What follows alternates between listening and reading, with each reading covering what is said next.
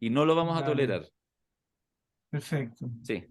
No, mira, no, a ver. Estoy, No, di lo que tengas que decir para yo decir lo que tengo que decir.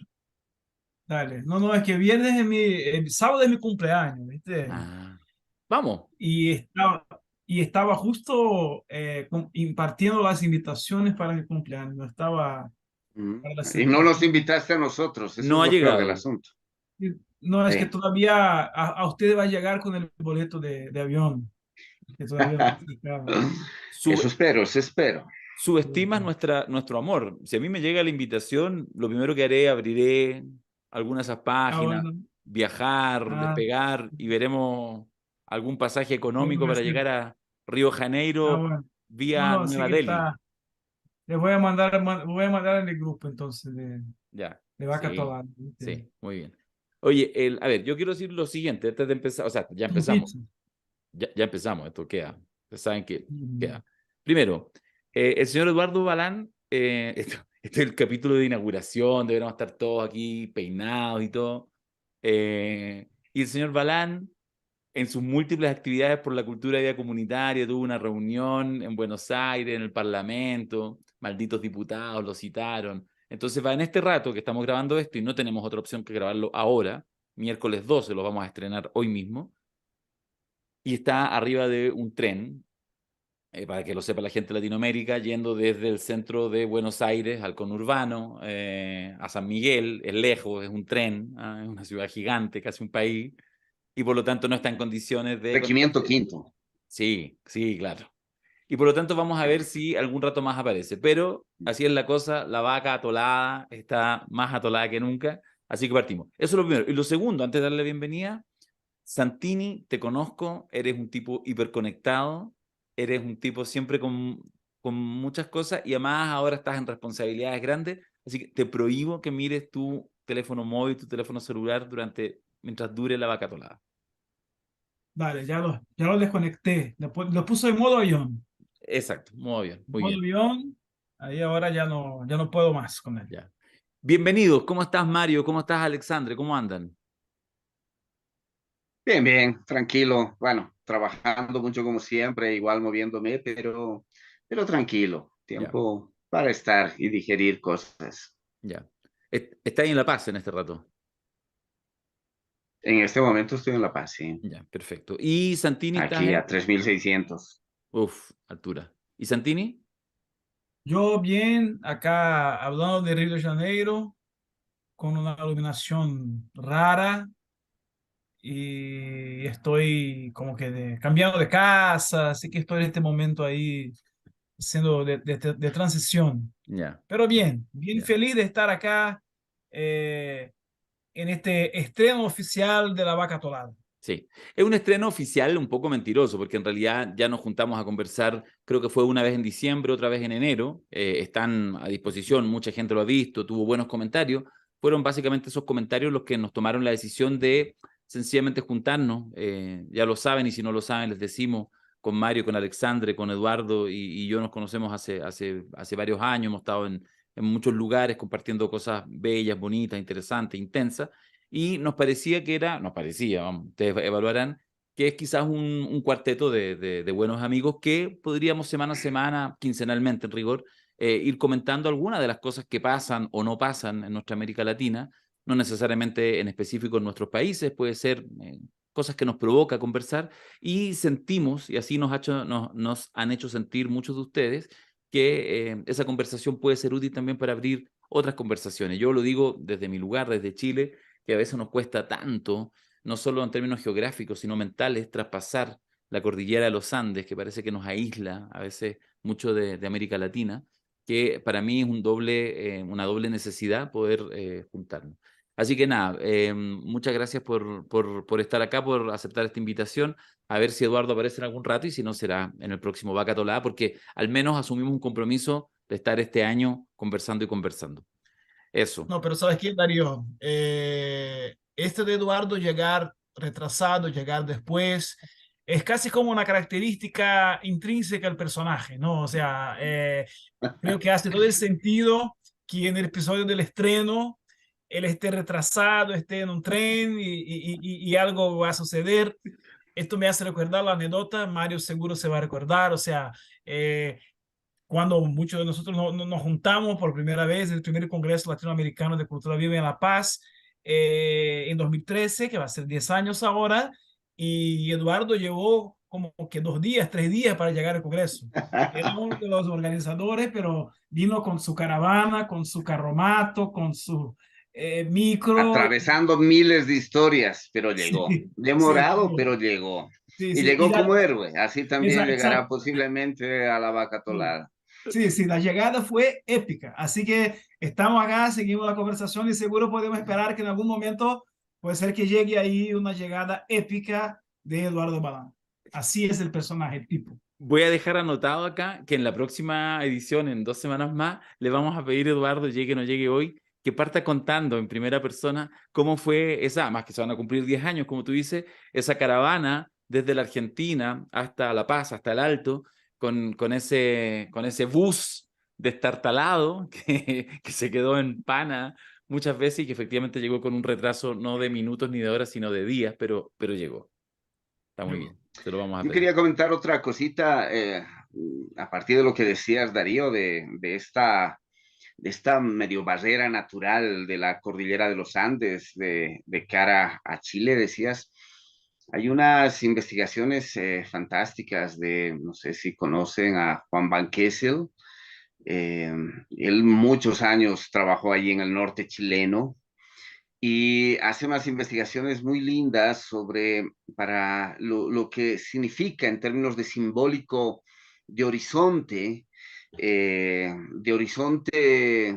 digamos, que marca caminos a seguir, esta noción de la cordillera entre los aymaras del norte chileno, entre la población aymara del norte chileno, los y las aymaras, y cómo esta sensación de hacia un lado está la costa chilena, las ciudades grandes como Iquique principalmente, o Arica en esa proximidad, diciéndoles un tipo de modo de vida muy ligado a las formas de la modernidad, significa darle un poco la espalda a su tradición cultural en la zona alta de esta región chilena, y del otro lado la espalda hacia la cordillera de los Andes, de donde por detrás de la cordillera suelen llegar, digamos, por decirlo así, los impulsos más fuertes de una cohesión aymara más potente, digamos, culturalmente, colectivamente, como sería el territorio, en este caso, de las naciones modernas, Bolivia.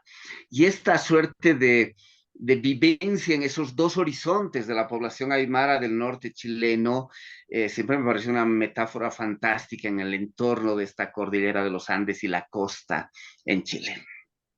Interesante, muy bello lo que dices, muy cierto lo que dices. Bueno, en fin, ahí están nuestras barreras naturales, las mentales también, y también las posibilidades de superarlas y de encontrarnos. Este es un ejercicio que tiene una cierta complejidad. Queremos hablar de elementos de pronto de cierta actualidad, pero bueno, pero también hay asincronías importantes entre los ritmos de los países. Yo, de hecho, no sé si nos alcanzará un minuto al final, capaz que sí nos alcance, porque yo estoy tentado, no le he dicho nada a Mario. Quiero saber qué va pasando políticamente en Bolivia, donde la tensión entre los liderazgos, que parece que necesitan mostrarse, no quiero decir una ordinariez, pero parece que esta cosa media patriarcal de la lógica antigua de quién la tiene más grande en política tan Medirse, permanente, medirse. medirse el tamaño, quién escupe más lejos, ¿ah? Y eso pareciera. Yo no sé si podríamos empezar de.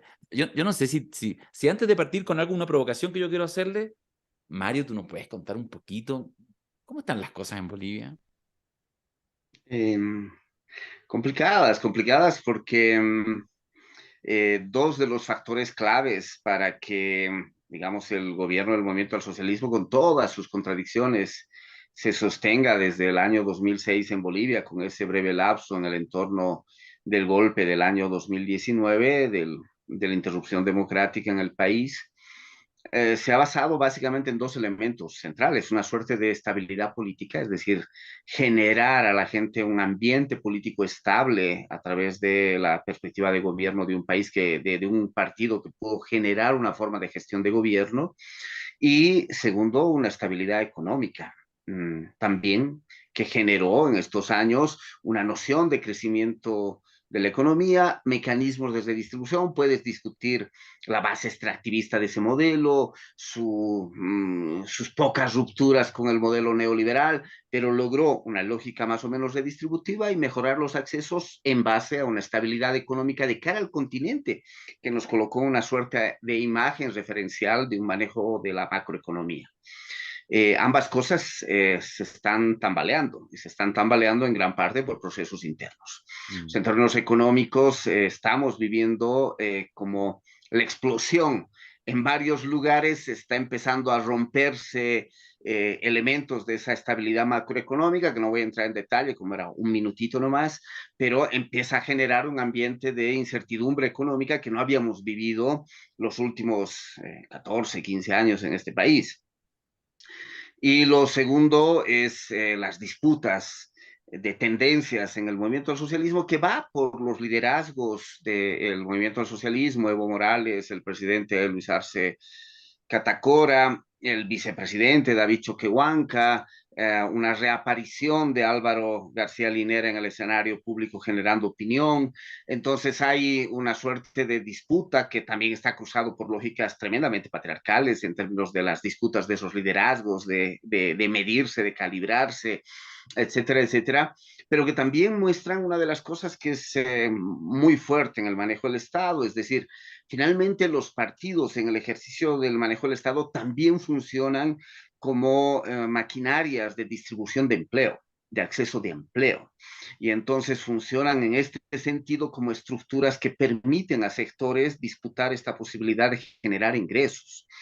Y entonces los liderazgos se afianzan también en estructuras de población, de militancia, que radicaliza los enfrentamientos, porque también detrás de eso sabe que si una de las tendencias se impone, bueno, sus posibilidades de acceso a empleo son otras. Ahora, ese es el escenario del movimiento socialismo. El otro es el escenario de las llamadas oposiciones o de las alternativas desde el campo popular, y lo mismo es medio complejo en este momento y medio terrible. Desde el campo popular no se vislumbran otros proyectos políticos alternativos o que le den sobrepeso, contrapeso, que le permitan al propio movimiento al socialismo a moverse de otra manera, lo que fue un poquito en el Brasil el PSOL, por ejemplo, frente al PT, ¿no? Apareció y generó ciertas tendencias de discusión.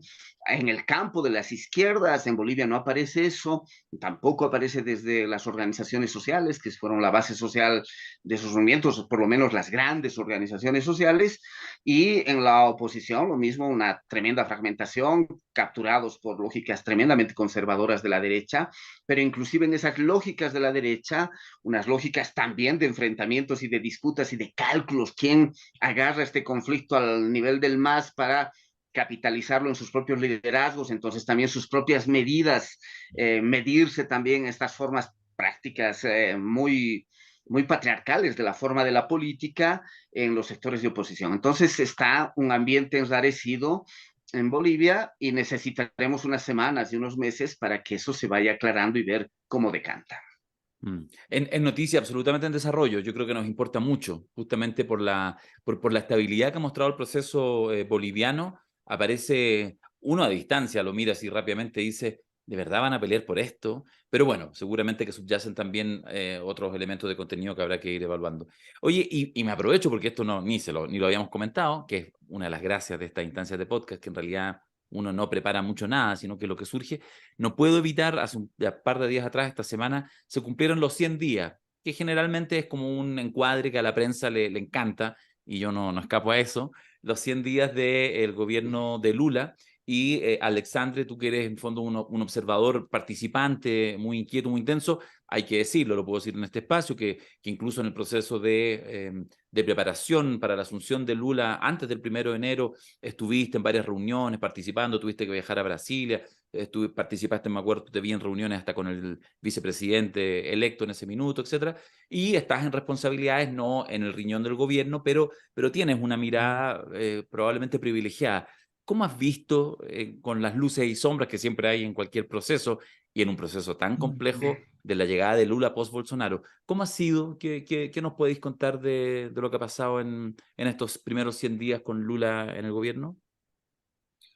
Bueno, primero, o sea, lo que es la lenguaje institucional, lo que es la perspectiva que propone el gobierno. El gobierno propone una consigna que es muy, el Brasil volvió, es el nombre de la consigna que se está llamando aquí, o Brasil voltou, el Brasil volvió. Entonces esa es la mística, por así decir, que se viene generando desde los canales oficialistas, por así decir, ¿no? Y de hecho hubo toda una campaña, se está haciendo toda una campaña de prensa, de medios, de comunicación institucional, un poco en ese sentido. Entonces la cultura volvió, la educación volvió, un poco la idea de que se está rescatando el país y un poco en el sentido de reconstrucción, es el lema del gobierno es unión y reconstrucción. Así que hay una idea, una propuesta de poner 100 días en el marco de esta vuelta del país, del encuentro del país consigo mismo. Esa es un poco la idea que corre en los medios y en los canales oficiales. Al mismo tiempo, o sea, todo lo que pasó en el 8 de enero, todo este proceso del golpismo y todo, todavía sigue, aunque Bolsonaro mismo haya perdido mucha fuerza y la capacidad de incidencia social, incluso en las redes sociales, que es su gran aparato de comunicación, hecho ha perdido tracción, ha perdido fuerza.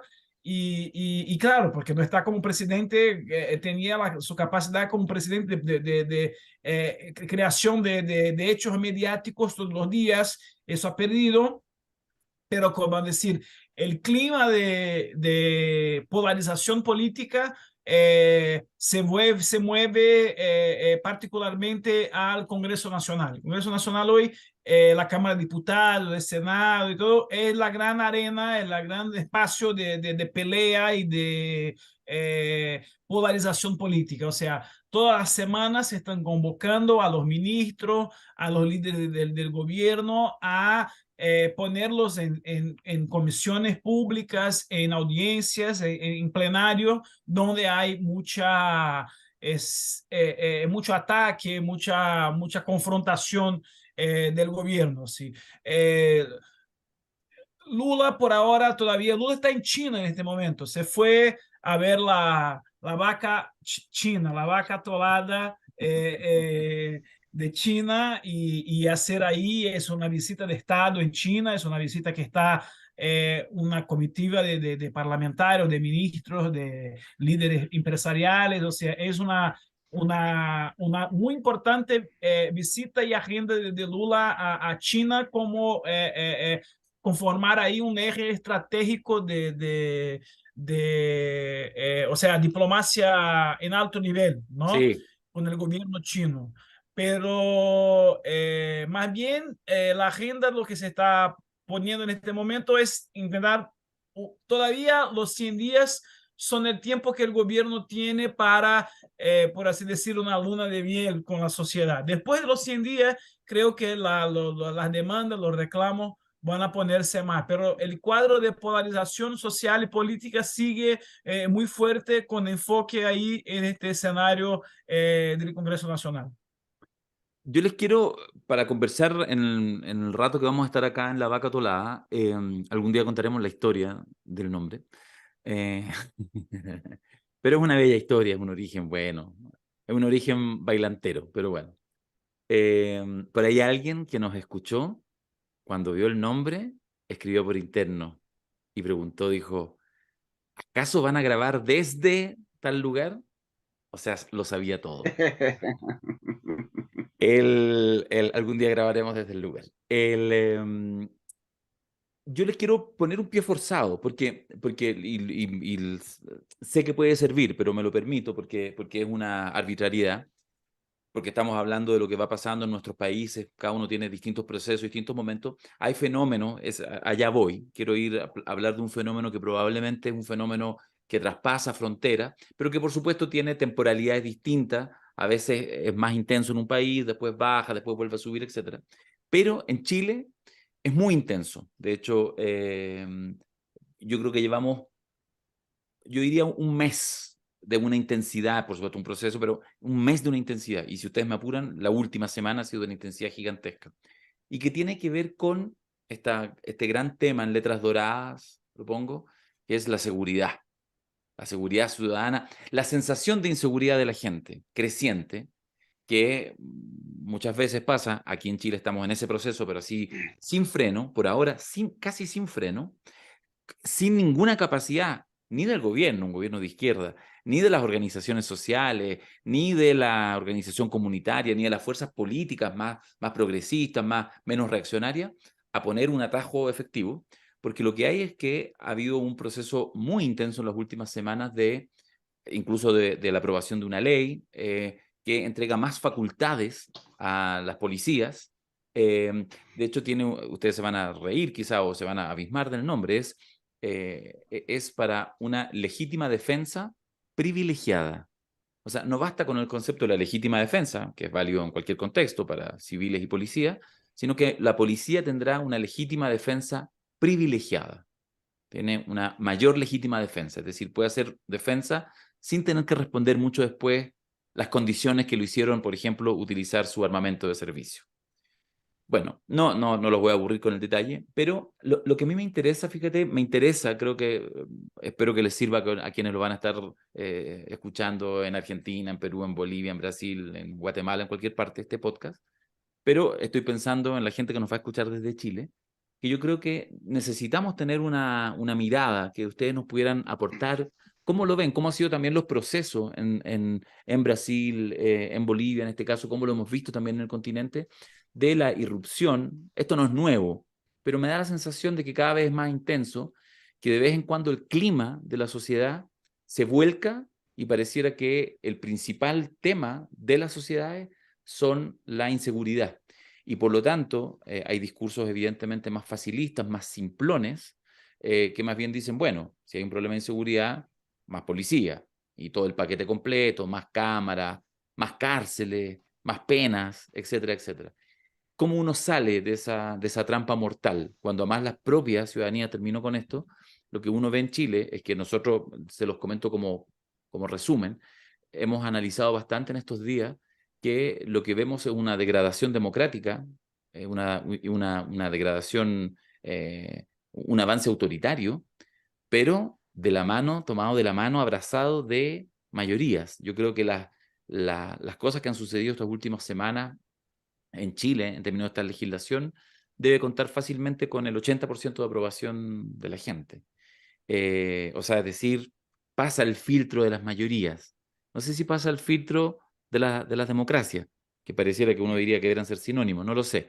Bueno, se los dejo ahí como un tema de provocación, como lo ven Alexandre, como lo ven Mario. Darío, es interesante porque coincide que en estas últimas semanas hubo una sucesión, en realidad dos más fuertes, pero se armó una cadena de episodios de violencia social en las escuelas en Brasil.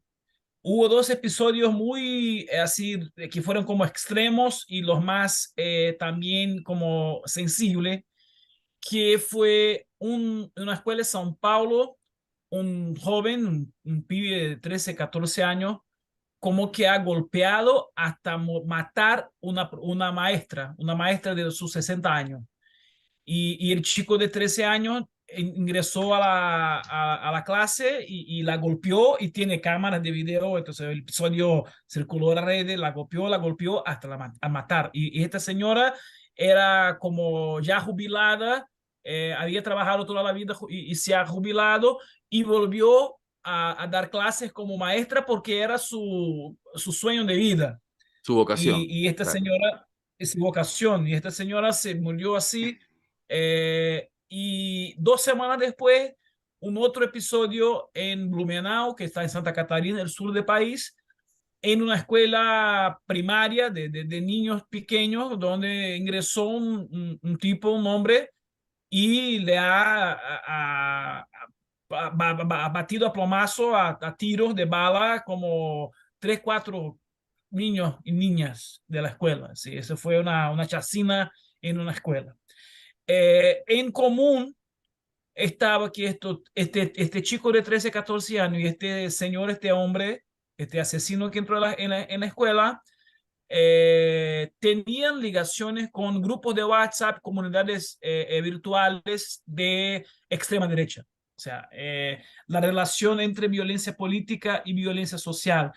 Y justo empezó esta semana un proceso de, por redes sociales, una incitación al miedo en las escuelas, a las personas diciendo que estaban previstos nuevos ataques en las escuelas, circulando fotos de armas, de todo, diciendo que se estaban preparando una ola de ataques a escuelas primarias. Eso está generando también una reacción social e institucional también a este tema de la violencia en las escuelas. Digamos que en las últimas 2 o 3 semanas, es el gran tema social de Brasil, está este tema de la violencia en las escuelas.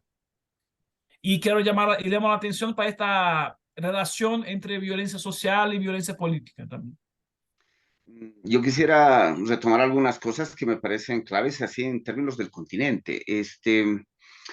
Hubo una fase, o sea, como dices, Darío, vuelve este tema. No es que Mm. aparece, desaparece, no es solo del momento, viene con otras intensidades y con novedades en este momento, en el continente entero o en casi todo el continente, pero ha tenido otros ciclos. Y uno de sus ciclos más potentes, hablando de inseguridad en la calle, fue el despegue del consenso de Washington y las políticas neoliberales en el continente.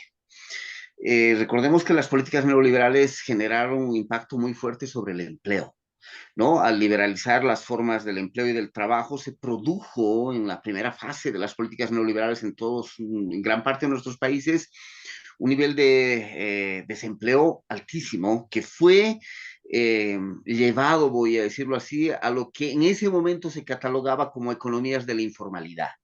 Y entonces se fue llevado en muchos casos ese comercio de calle que inundó las grandes ciudades y hubo una fase además por la liberalización de precios que deterioró la economía campesina, una fase de migraciones altas hacia las ciudades y se pobló los centros de las ciudades de población vendiendo lo que podía en la calle. Eso ocurrió en Lima, ocurrió en La Paz, ¿no? Ocurrió en Buenos Aires y uno lo veía en un montón de ciudades en el continente entero.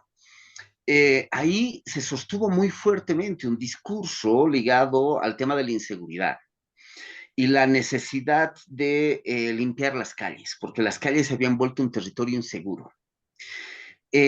Luego, a los años, podemos mirar, para no entrar así en súper detalles, que mucho de eso estuvo ligado a una política que lo que podríamos decir genera un foco de atención en la noción de inseguridad, porque se fomenta también los escenarios de inseguridad, que permite que la gente busque salidas de corte autoritario, ¿no? Alguien que ponga orden a esos niveles de inseguridad. Y ese autoritarismo viene cargado muy fuerte de lógicas, voy a decirlo así, populistas, en términos de esta defensa del pueblo bajo el ejercicio autoritario de una figura mesiánica concentradora del poder, que justamente en el ejercicio de ese poder alto puede darle a la gente otra vez una cierta sensación de seguridad, pero viene aparejada de otras políticas de expansión de las formas de la economía que podrían generar rechazo de la población. En ese momento fueron la expansión de las políticas neoliberales. Es decir, los discursos autoritarios y de generación de protección y de seguridad se acompañaban de una expansión de políticas neoliberales que generaron, por ejemplo, el deterioro de las economías campesinas familiares, el deterioro del nivel de las condiciones del empleo, las formas de precarización del empleo. Y hoy se liga mucho a formas de expansión del extractivismo más radical, porque el extractivismo necesita, para ampliarse, gobiernos profundamente autoritarios, ¿no? Necesita esta estructura que le permita generar esta disponibilidad social, aceptar formas de la expansión de la economía a nombre de recoger, devolver los niveles de seguridad. Entonces, son procesos cíclicos que en muchos casos ocurre como ampliación y en el caso nuestro tiene que ver con también una creciente presencia de los sistemas de mafiarización más estructurados, ya no solo esa delincuencia callejera del robo de los 80 o de los 90, sino ya son estructuras mafiarizadas mayores que están en los sistemas de la política, como decía Alexandre, ¿no? Se expresan en las formas del poder, pero también expanden sus formas de actuación hacia el conjunto de la sociedad y generan estos ámbitos de inseguridad, porque también las propias mafias y los sistemas mafiarizados del poder intentan ganar respaldo poblacional ofreciendo seguridad. Funcionan así, ¿no? Generando seguridad en territorios inseguros, ¿no? Subordinándote a esas formas de mafiarización. Y ahora lo hace también el Estado. Y el Estado Ajá, también lo también. hace para ampliar sus formas de control, ¿sí? Sí, Santini, No, ¿qué ibas a decir? crean inseguridad para ofrecer seguridad. Efectivamente, y las políticas de los estados en muchos casos ocurren así, fomentan, abandonan territorios en términos de su labor de seguridad para que se generen climas inseguros, para ofrecer salidas más autoritarias a estas formas. Un poquito lo que sucede radicalmente y aparece en el imaginario de muchos lugares como el lugar a seguir, lo que ocurre en El Salvador, hacer megacárceles, sistemas de control, de degradación del otro y de la otra, de los otros seres humanos, como el mecanismo de garantizar seguridad, lo que da mayor concentración del poder. Pero además amplifica una cosa que tú decías, Darío, amplifica las formas de control. Y eso es interesante porque lo podemos asociar a otros procesos. En un escenario donde las redes digitales aparecen como el escenario de la gran libertad, donde todo el mundo puede expresarse, decir, poner su mensaje, su idea, generar contenidos, producir. Nosotros nos metemos a hacer un podcast y nos ponemos en las redes y nos sentimos con toda la libertad de hacerlo. Y sin embargo, en ese mismo escenario de libertades se generan sistemas altísimos de control, amplifican las formas de control. Y entonces está muy asociado a eso y hay una cosa que me parece fundamental, y cierro con esto como para empezar lo que creo en esta discusión, y es que uno de los mecanismos de expansión de las formas del capitalismo contemporáneo, o sea, de los últimos 30, 40 años, es el miedo. O sea, una de las cosas claves para la ampliación de las formas del capital y su penetración en territorios donde antes no participaba es amplificar las formas del miedo, el terror al espacio público, la sensación de inseguridad. Desconfía de tu vecino, desconfía de tu vecina, desconfía de tu tío, de tu tía. Y entonces a tu hijo, a tu hija que le ponías en la calle para que juegue con los amiguitos y sea el vecindario quienes ayuden a vigilar, a cuidar, a generar amparo en esa población, empieza a desconfiar. En la calle los niveles de inseguridad son terribles, desconfía de tu vecina, de tu vecino, puede ser un pedófilo, un tratante de niños, qué sé yo, se los van a robar. Y entonces tengo que resolver eso que resolví en términos de cuidado, de asistencia de vida, en términos colectivos, comunitarios, vinculares, relacionales, lo tengo que resolver a través del capital, ¿no? Comprando servicios. Entonces se vacían y lo podemos llevar a extrapolar, por ejemplo, las formas arquitectónicas. La arquitectura emergida del neoliberalismo vació las plazas, hizo grandes campus, explanadas vacías, donde ya no había asientos para sentarse, sombras, ¿no? Grandes explanadas en sus formas arquitectónicas, porque si tú querías sentarte, conversar, mejor anda a un lugar seguro, vete a un mall, vete a no sé dónde, donde hay seguridad privada, donde tus hijos pueden jugar con vigilancia, ya no lo pongas en la calle, no lo expongas, ¿no? Entonces, ahí hay unos mecanismos muy complejos entre los sistemas del poder, los sistemas autoritarios, los sistemas de control, las formas de expansión del capitalismo, que colocan en un nuevo oleaje y que se acompaña mucho de estos pensamientos neoconservadores de extrema derecha, como decía Alexander, pero no solo, ¿sí? En el escenario el tema de la seguridad otra vez. Y es interesante porque la policía en general en nuestros países debe ser una de las instituciones más degradadas, más erosionadas en su credibilidad. O sea, en general en nuestros países la gente suele desconfiar de la policía, que era la entidad de las instituciones modernas de garantizar seguridad.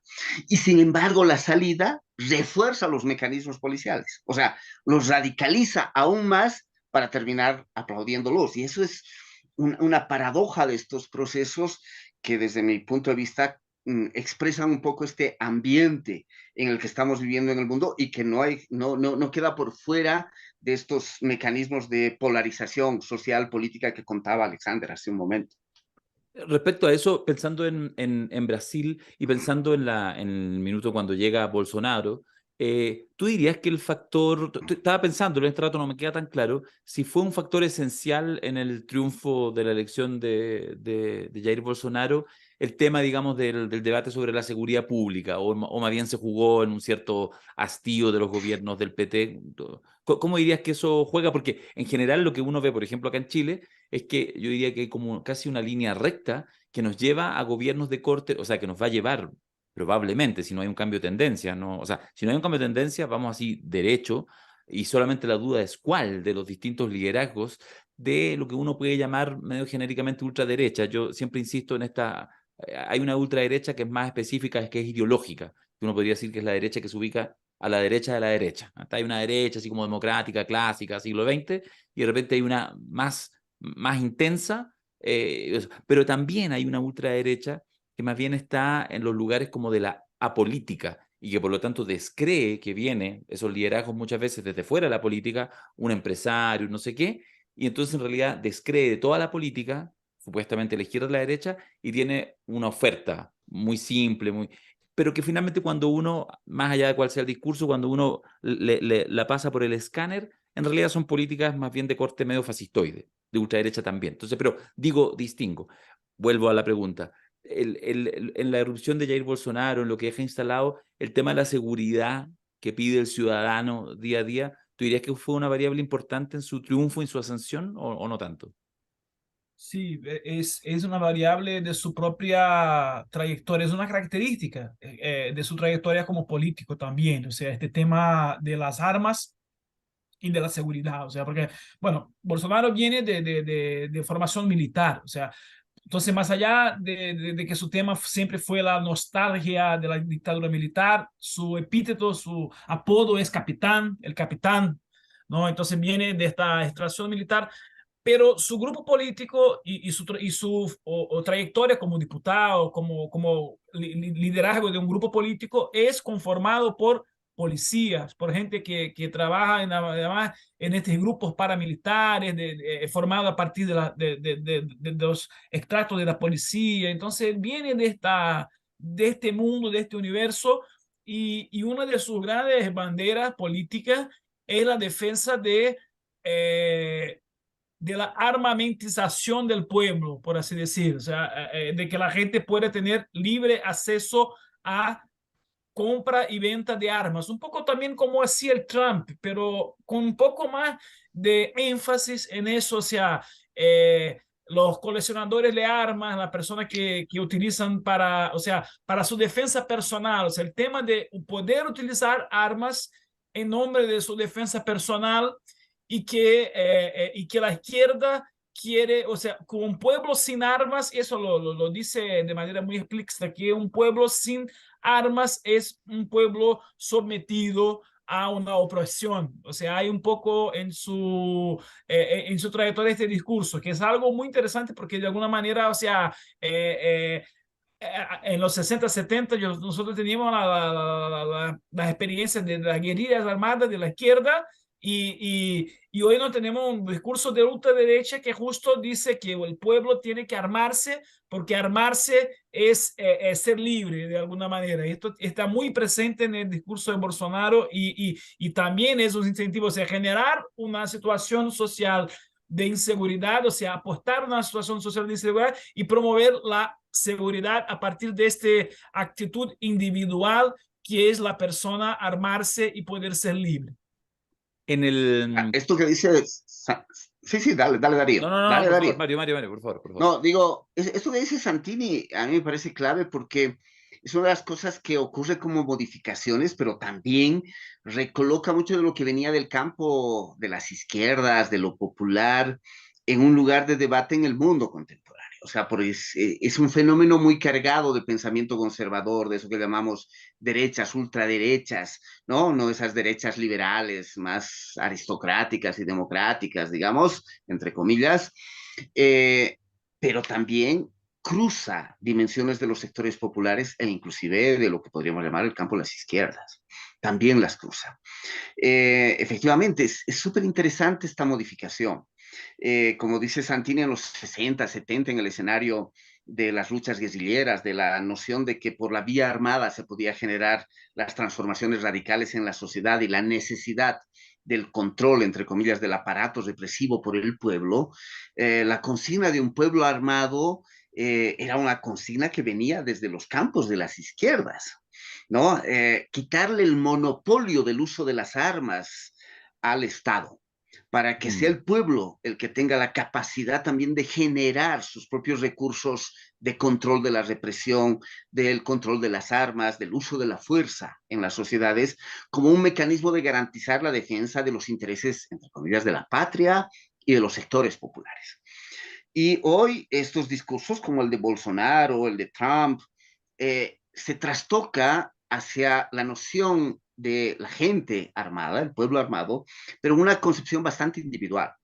O sea, ahí hay una modificación discursiva y narrativa central. No es la defensa de los intereses de la patria, de la nación, lo que vas a defender con tus armas, es tu propiedad, tu familia, ¿no?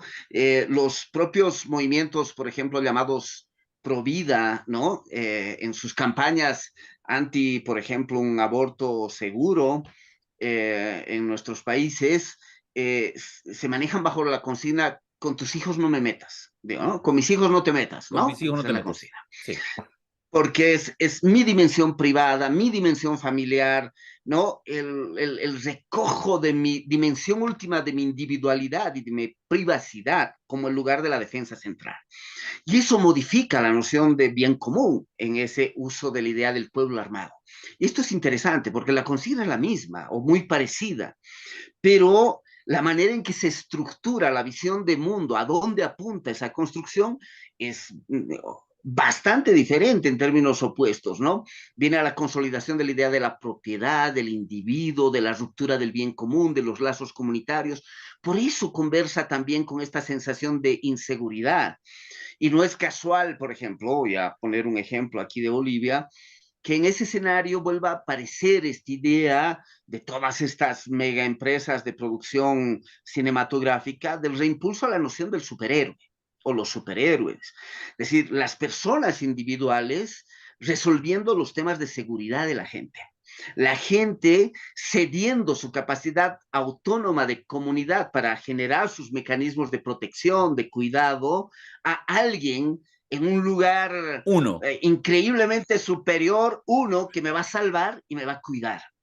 Y aquí en Bolivia, el 2019, cuando hubieron los acontecimientos políticos tan duros, gran parte de la movilización que venía con mentalidades conservadoras, expresión de la derecha, independientemente de que hayan tenido consignas de corte democrático, ahí hay una cosa mucho más compleja que una lectura en blanco y negro, utilizaban la bandera boliviana como capas, ¿no? Se lo ponían en el cuerpo como una capa de superhéroe.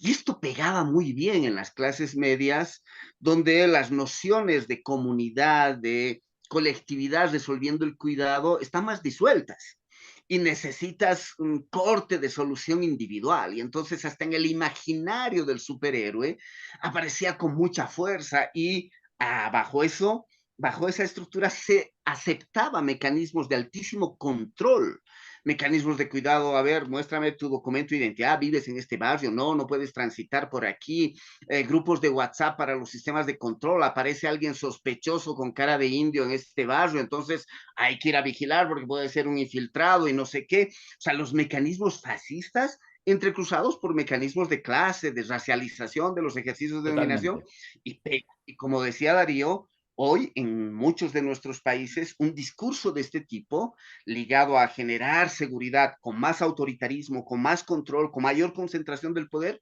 puede fácilmente tener respaldo de la mayoría de la población. Y se lo asume como un mecanismo posible para volver a tener cierta seguridad, ¿no? Qué maravillosa la imagen que nos regala Mario, ¿eh? Buena la síntesis de la capa. De hecho, en Bolsonaro también, digamos, los seguidores de Bolsonaro son buenos para usar la bandera brasileña de capa. Sí. La remera de la selección se utilizó como un símbolo de campaña en Bolsonaro, también la bandera de Brasil. en todas las manifestaciones golpistas y todo esta iconografía del nacionalismo, de un ultranacionalismo y de la bandera como un elemento por eso también este tema de que el Brasil volvió es un poco una manera de intentar traer de vuelta estos símbolos nacionales como algo de unidad, de unificación del país y no de división, porque se apostó en esta idea de la bandera, de la exaltación de los símbolos nacionales como una manera también de promover esta polarización. Y un poco esto que Mario comentaba de que es una defensa al final de la fuerza que el individuo tiene para defender a sí mismo y a su familia. O sea, este tema de las armas también se relaciona mucho a esta idea de la defensa de la familia, porque dice, tiene que estar armado porque puedes tener que defender a su familia y por eso tiene que tener armas, ¿no? No para el proyecto colectivo que se pensaba, o sea, en el modelo clásico de la izquierda latinoamericana, sino que la idea de que armado vas a defender a uno mismo y a su familia. Pero, sí, Ecuador acaba de aprobar una ley para que la gente pueda portar armas y acceder a armas, y Ecuador. bajo el mismo discurso de seguridad. Solo va a poner un ejemplo. Sí, justamente, la semana pasada, el presidente Guillermo Lasso. Em, em, ¿Y las izquierdas qué? O sea, porque hacemos, es buena, yo lo voy siguiendo con atención, me encanta, creo, la conversación, pone elementos, contextualiza, por ejemplo, toda esta mirada, digamos, de efectivamente depredo, desde la lógica del sistema capitalista, del avance del neoliberalismo, depredo, insegurizo, achico el Estado por de pronto, y después, cuando asoma, cuando ya no hay redes sociales, no hay tejido, destruido todo, y aparecen ya individuos que no respetan ni siquiera el barrio, que es un poco una de las cosas que pasa hoy en día. Entonces la inseguridad te ofrezco la solución.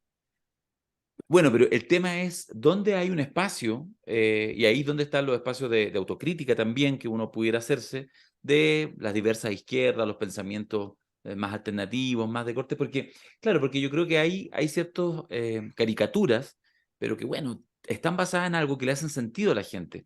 Esta idea de una clásica reflexión que podría surgir en una conversación de izquierda. Que uno dice, bueno, mira, efectivamente cuando alguien, que se yo, te asalta, le dispara a otro, en realidad hay dos víctimas. El tipo que está asaltando, veamos su vida, ese joven qué oportunidades tuvo, etcétera. Y eso es literalmente cierto. O sea, ese joven, se lo escuchaba el otro día que estuvo acá en Chile, hicimos un encuentro con el Jorge Melguizo, que ustedes lo conocen bien, y entonces, claro, decía cosas, Melguizo, como esta idea obvia, digamos, de que efectivamente ese joven que se iba a los 18 años, 16 años, tenía que llevar pan a su casa y seguramente podía golpear 10, 20 puertas para pedir trabajo, etcétera, no sé qué, y probablemente se las iban a negar, muy chicos, sin experiencia. Golpea una puerta del narcotraficante del barrio, una, bienvenido, toma. Y al día siguiente está trabajando, o sea, ese mismo día en la tarde, toma. En algunos lugares incluso, vamos, toma la pistola. Entonces, eh, entonces en esa comprensión pasa que quedamos como que en realidad los que comprenden y los que están en la defensa de los delincuentes. Y ahí aparece esto cierro esta reflexión que les pido en esta última parte, a propósito de lo de Bukele que mencionaba el Mario, la aparición del Salvador. Fíjate que hay una cosa que a mí me choca, que me di cuenta después. La primera vez que yo tuve una imagen de Bukele, de las cárceles, de estas como las maras encarceladas, fue como comienzos de la pandemia, ya en pandemia. De hecho, me acuerdo que la primera imagen era una imagen grotesca de centenares de presos hacinados, pegados unos con la otro, con mascarillas, como si en ese nivel de hacinamiento eso tuviera algún sentido. Y yo decía, qué fuerte la imagen, era de verdad de campo de concentración. Las imágenes que nos regala Bukele es lo más cercano a lo que uno podría pensar presos judíos, porque incluso hasta la lógica de rapados, como con este puro pantaloncillo blanco, es lo más cercano a la imagen de Auschwitz. Entonces yo decía, esto se le va a volver en contra. No. O sea, no solo no se volvió en contra, fue creciendo, creciendo, creciendo, creciendo, y hoy yo estoy esperando ya quién lo postula para Premio Nobel de la Paz. Y esto que suena, que obviamente lo digo en tono irónico, Démosle un par de años, porque capaz que incluso salga de la ironía, no digo que se lo gane, pero que lo van a postular, te lo doy firmado. ¿Cómo ven ustedes esta relación de las izquierdas y las soluciones facilistas? ¿Cómo lo ven? O sea, voy a intentar cruzar un par de cosas que es compleja. Yo creo que la izquierda no tiene en este momento una, y aquí empieza a llegar como héroe Eduardo Balán. Eh, ¿Empieza a llegar? Momento, no, que se paren las prensas. Para la prensa, llegada Qué épica, grande. Eduardo Badán. Al estilo Caravana. Balán, al estilo Culebrón Timbal.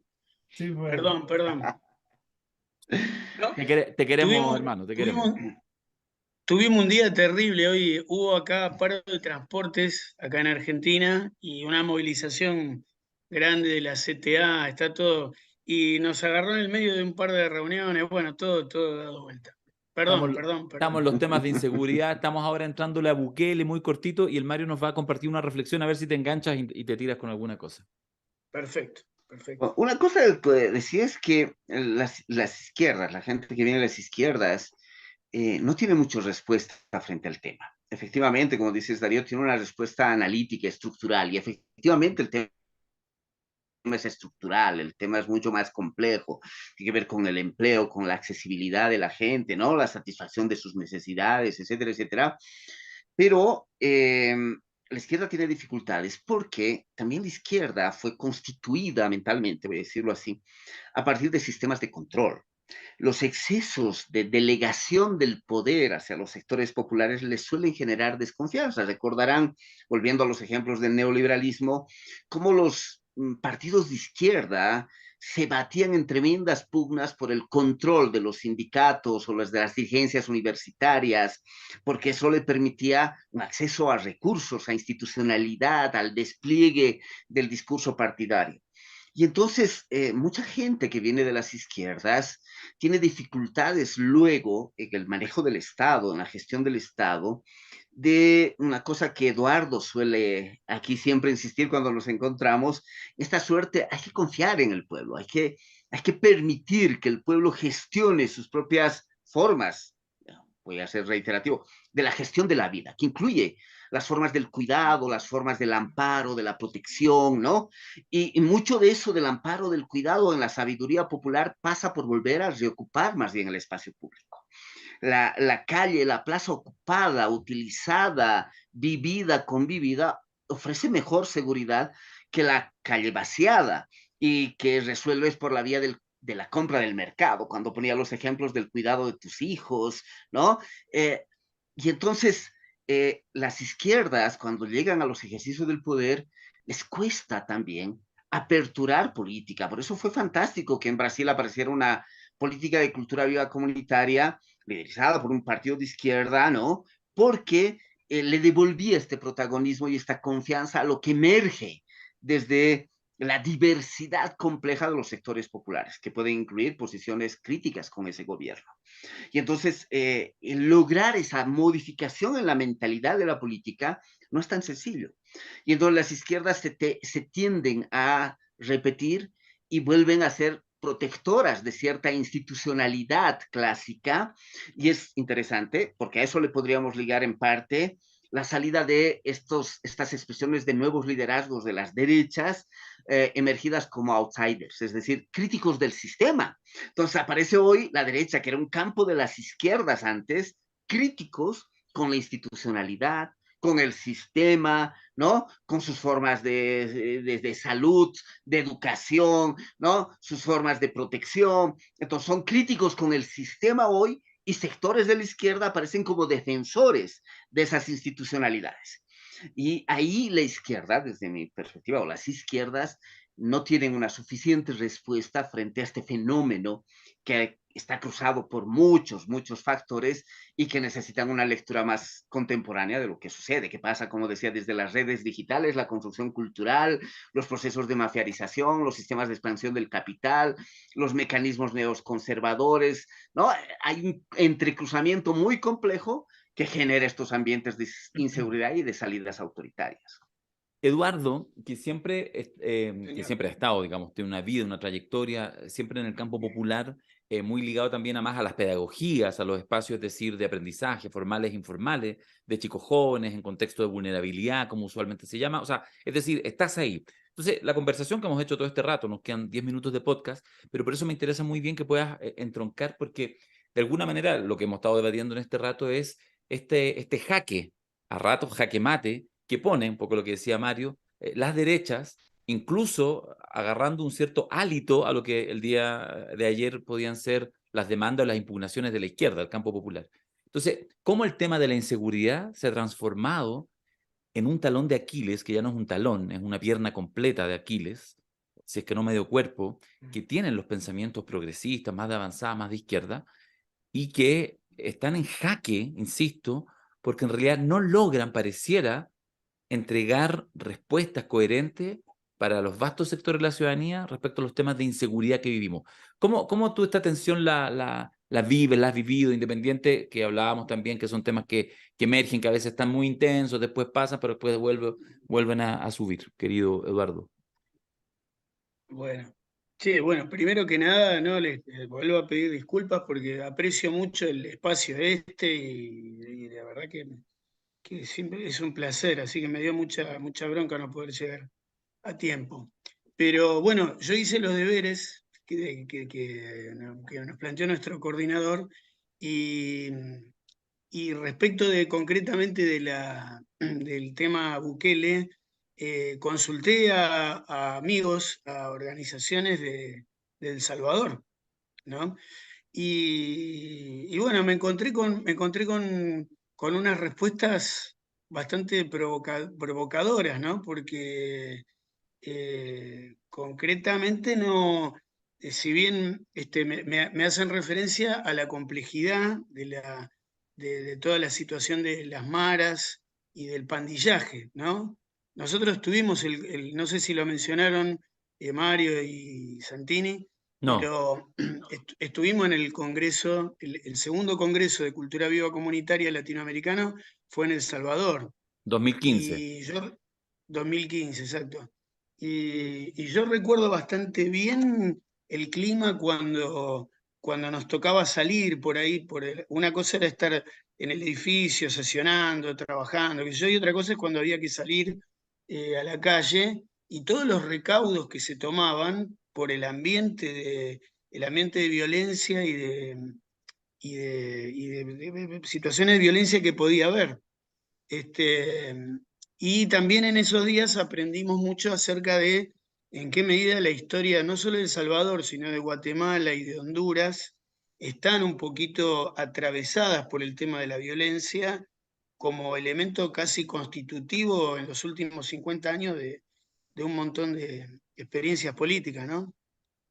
Bueno, cuestión que me encontré con opiniones diversas sobre el fenómeno Bukele, en el sentido de que se reivindican algunas políticas que él tuvo y lo que significó como cuestionamiento a la izquierda más tradicional, más salvadoreña y todo eso.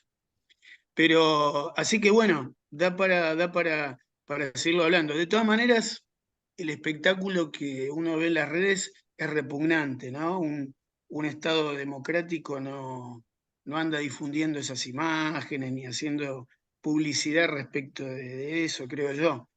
Pero, pero bueno, de todas maneras dejo abierta la cuestión porque a mí me provocó. Los compañeros que me dijeron estas opiniones no son compañeros que se merecen también mi escucha, mi respeto, ¿viste? Mm. Ahora, respecto de toda esta cuestión de la seguridad y esta encerrona en donde ahora tenemos unas derechas que son antisistema, yo creo que sí, que en ese sentido las militancias populares latinoamericanas en los últimos 20, 30 años compramos una idea de democracia muy ligada al respeto de ciertos procedimientos institucionales y a cierto listado de derechos que se supone que tienen los ciudadanos en esta democracia y olvidamos digamos, lo popular, digamos, o se cocina al calor de la idea de democracia como una aventura de ampliación de los derechos, o no es. O sea, yo diría como síntesis, la democracia o es una aventura popular o no es democracia. Y para que sea una aventura popular, tiene que estar ligada al deseo, ¿no? Yo pensaba los días anteriores a que nos íbamos a encontrar acá, digo, finalmente está como, quedamos en un planteo en donde parece que la derecha administra el capitalismo, administra el deseo, y la izquierda quedamos administrando los mandatos de la institucionalidad. O sea, entre deseo y mandato, parece que el capitalismo se ha hecho experto en administrar los deseos y nosotros expertos en administrar los mandatos. Y me parece que ahí cometemos un error político muy importante, también ligado al viejo tema de lo colaborativo. La única manera de entender la democracia como una aventura es no convertirla en un hecho competitivo, sino en un hecho colaborativo y creador. Y nuestras experiencias instituidas de militancia popular, me parece que nos hicimos demasiado amigos en estos 30, 40 años de los reglamentos, los estatutos, las formas de la participación, y no de la participación como también como una espiral también caótico y creativo. Pocas consultas populares, poca iniciativa popular, pocos procesos constituyentes arriesgados. Y en ese sentido a mí me parece que nuestros pueblos pueden perdonar una experiencia aventurera que salga mal. Pueden perdonar eso en una fuerza política popular. Lo que los pueblos no pueden perdonar es el que seamos nosotros los que instituimos la frustración. Eso, una vez que la militancia de la izquierda asumimos ese lugar, le hacemos un daño muy grande al pueblo. Entonces, bueno, desafío. Nosotros acá en Argentina estamos cumpliendo 40 años de la recuperación de la democracia. Es un año importante acá en Argentina. Nosotros tenemos vida democrática desde 1983, después de la dictadura, se están cumpliendo 40 años. Y tenemos la mitad de la población debajo de la línea de pobreza, y estamos a unos meses de la posibilidad de que tengamos un partido de derecha triunfante y un partido de ultraderecha como segunda fuerza. Entonces, estamos en el horno y hay que hacer una lectura de por dónde estuvimos entendiendo estos años que tenía que caminar el pensamiento revolucionario, ¿no? Y ahí me parece que hay que volver un poco al espíritu de la creación comunitaria, de la aventura democrática. Y que la democracia está sobre todo para discutirla, no es una cosa que está para obedecerla, está para discutirla colaborativamente, ¿no? No sé si Me fui gusta me claro. gusta la deriva de tu reflexión. Me gusta no, lo digo en Pero serio. sí. Me gusta la deriva. Mm. El podcast está cerrando, le quedan 2 minutos, así que yo lo único que quiero decir es que no sé si está de acuerdo Santi, no sé si está de acuerdo Mario, que fue como la llegada de la caravana, ¿no? El Sí. 2013, ¿o no? Tuvo un aire así, ¿o no? Porque hablamos de eso, Balán, como no Tal cual. llegaba, le contamos a la gente que a las grandes citas te haces esperar, llega, pero llega un poquito tarde. Si no fuera, No. siendo Balán, no podría pasar un estreno un momento así, que no fuera a llegar retrasado, pasaba algo en el camino, Y con y el bueno, mensaje final revolucionario pero al total, o final con sea, un Igual, mensaje, igual. sí, pero al final con un a la mensaje que nos aventura pone a todos, democrática. sí, a la Fua, aventura democrática. O sea, que muy cerramos con bueno. esto, o sea, salimos con esta, ¿no? Epopea de la aventura democrática. Así que bueno. No me digan eso. No sé si interpretarlo como una broma, como un Elogio reto total, o como un, elogio No, es un total, elogio, claro. pero un elogio total. elogio Sí, total. sí. ¿Cuánto se demoraron en la Bueno, caravana el 2013 para llegar desde Buenos Aires, del conurbano hasta La Paz? y estuvimos como una semana. Era un viaje que teóricamente iban a ser 3 días y terminaron siendo 7, 8 días más o menos. Y eso fue Sí, sí. porque se destruyó el bus, el No, micro en que pasaba de andaban. todo, pasaba de todo. Todo, No, no, pasó de Cruzaron pasó. la todo. frontera, separaron la Se frontera. empieza a contar la historia de todas las paradas. Sí, No, no. había que Podemos hacer un relatar la programa historia del especial. continente. Sí, No, no. en mayo hacemos un programa especial de los 10 años del Congreso y ahí hablamos de la historia de la caravana. Ahí, Dale, prometo que en los 10 años, cuando hagamos el programita de los 10 años, armo un relato, porque no, fue y bueno, yo un poco también se los quiero agradecer a ustedes también, porque ese probablemente haya sido el momento político, espiritual más importante que tuve en la vida yo. El día de la llegada ahí a La Paz, yo lo sentí como o sea, realmente me modificó un montón, nos modificó a todos y bueno, creo que es por esta camaradería que fuimos haciendo todo este tiempo, pero la aventura particularmente no, tiene varios capítulos y hubo episodios mecánicos, hubo episodios políticos sindicales, hubo episodios psicológicos sanitarios, hubo episodios naturales. La clave era que cada nuevo obstáculo, o sea, una vez vencido un obstáculo que parecía el más difícil de resolver, 3 horas después había un obstáculo el triple de amenazante. No, fue Qué maravilla. corte de rutas, descomposiciones mecánicas, temas de salud, temas gremiales con los micreros ligados al corte de ruta. No, fue. Malditos transportistas. Pero, sí, tal cual. Alguien tenía que Pero decirlo. bueno, Malditos creo que, transportistas. Púdrete, vos sabés Moyano. que creo que sí, tal cual. No, pero pienso que creo que también nosotros reivindicamos tanto las caravanas, las de Brasil también, las de Iván, las de todas estas caravanas, porque hay algo de lo que dijimos ahora al final, ¿no? De la democracia como aventura. Y, y creo que la caravana un poco es una metáfora eso, de eso, ¿viste? De eso. Si no lo vivimos como una caravana, no, esto no va, no va. Así que creo que tiene mucho que ver con lo que somos, ¿no? A muchos nos cambió ese mayo del 2013, a muchos nos cambió, lo iremos contando seguramente en las próximas emisiones.